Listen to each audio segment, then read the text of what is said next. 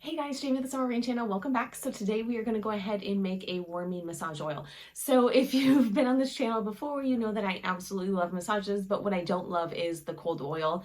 And I'm just going to plug in a massage candle oil up there. If you've never heard of them, they are absolutely amazing.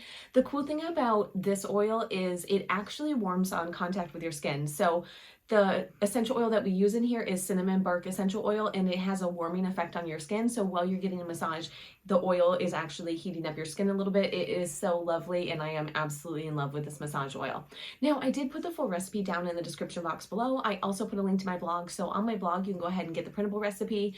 I go more in depth about all of the ingredients, why we use them, everything like that. I give you some ideas for substitutions and things like that. I really go in depth on the blog post on this. So if you want some more information, you can also hop over to the blog.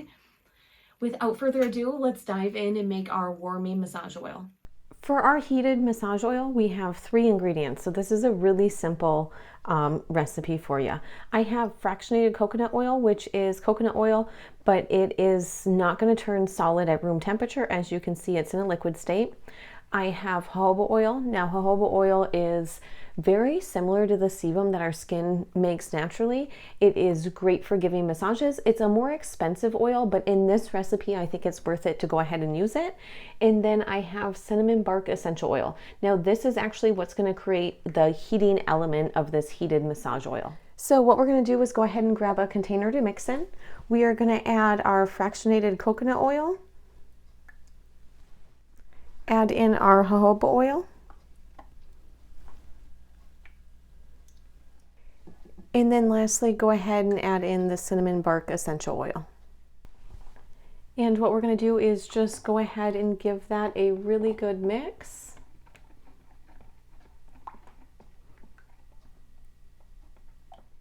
And you certainly don't have to use this type of top on your massage oil, but it's what I want to use. So what I do is I go ahead and I line up this part with right here on the bottle. So it's exactly how it's going to sit on the bottle once it's fully connected.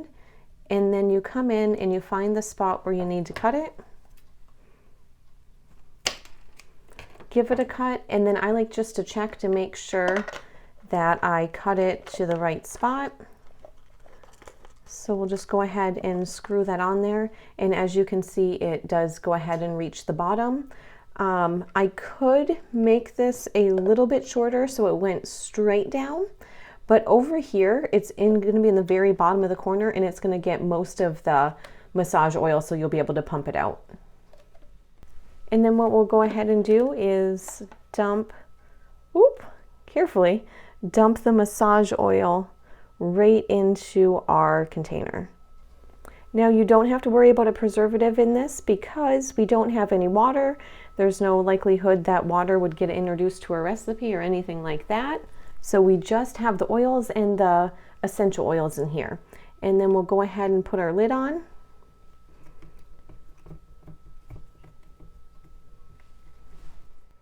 And there is our warming massage oil.